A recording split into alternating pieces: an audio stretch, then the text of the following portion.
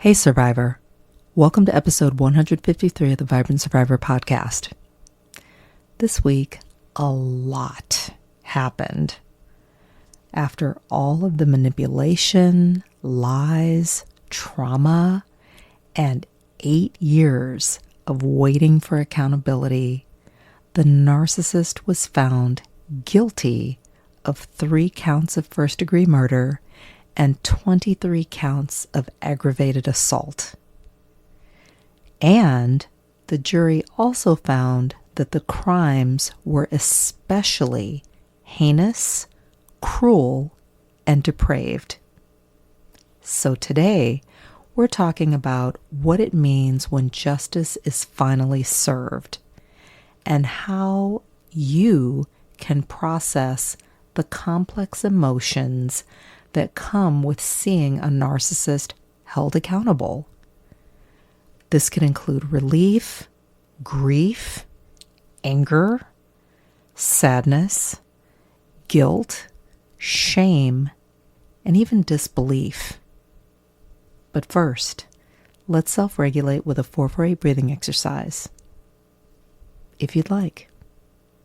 And I invite you to just plant your feet on the floor, ground in your seat, and we'll inhale for 4, hold for 4, and exhale for 8. Ready? Inhale, 2, 3, 4, hold, 2, 3, 4, exhale, 2, 3, 4, 5, 6, 7, 8.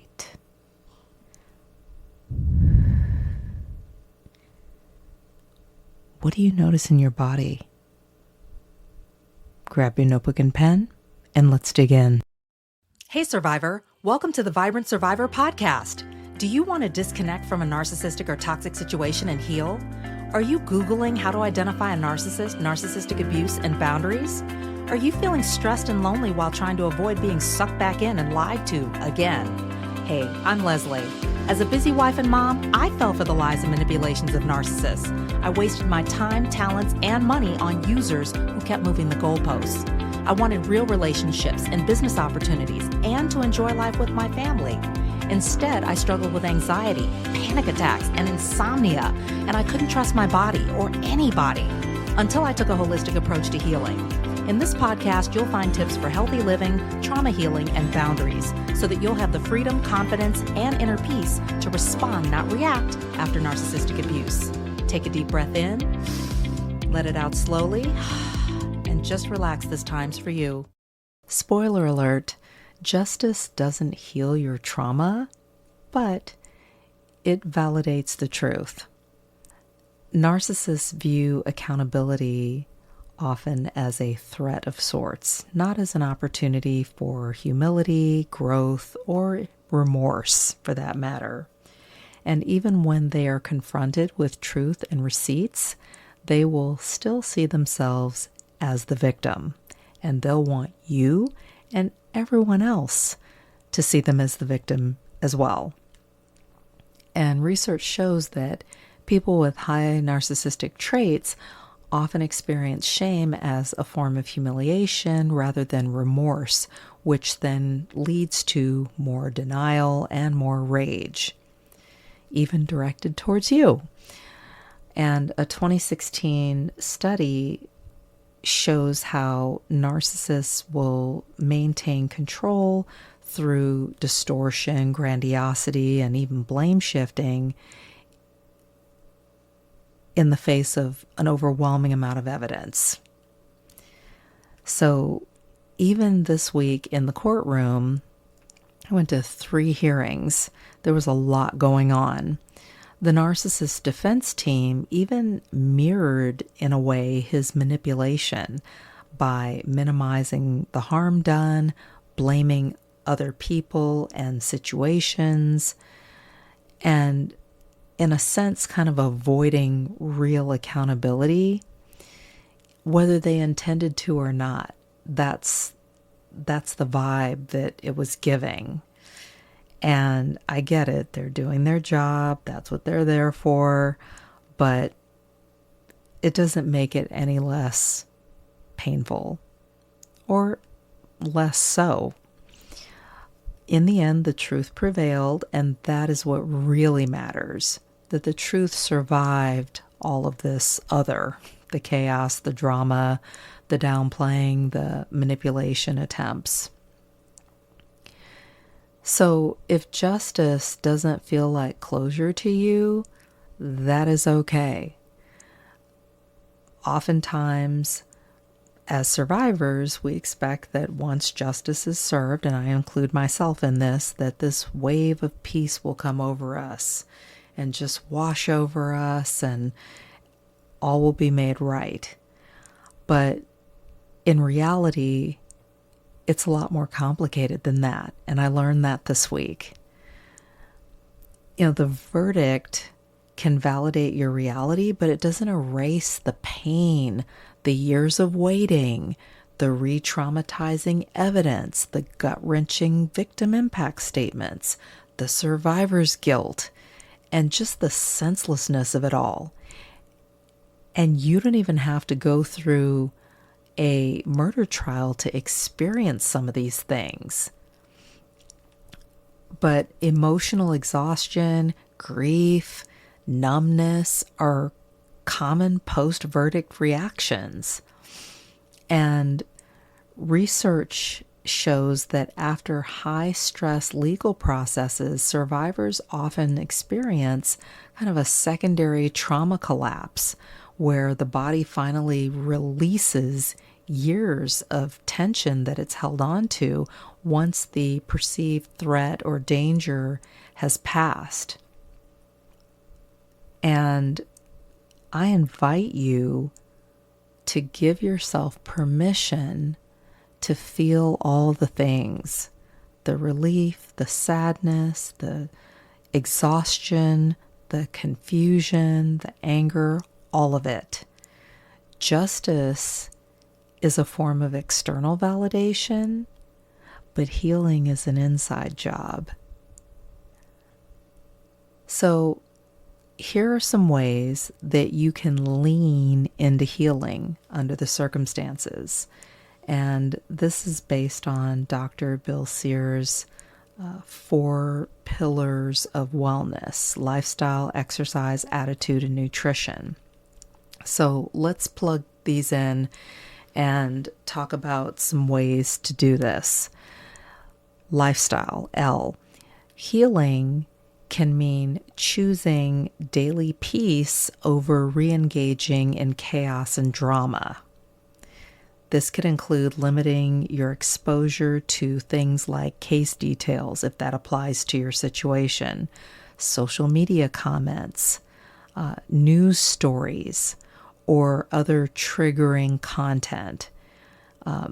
I learned this week. This week we had a couple of verdicts delivered. We heard closing arguments to close out one of the phases of the trial, and those included some very graphic images that I cannot unsee. We heard victim impact statements and looked at more images of the victims when they were alive, and that was just heartbreaking. And there were a lot of tears in the courtroom.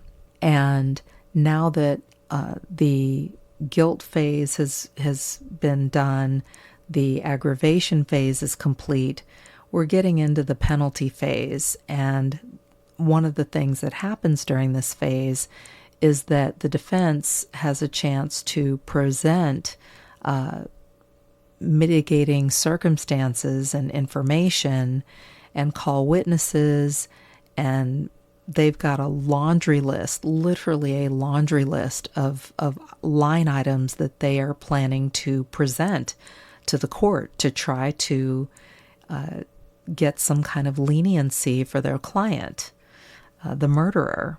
And after sitting through, 3 days of hearings this week, with just gut-wrenching content and details and Someone even texted me a news article or a story that appeared in an online publication.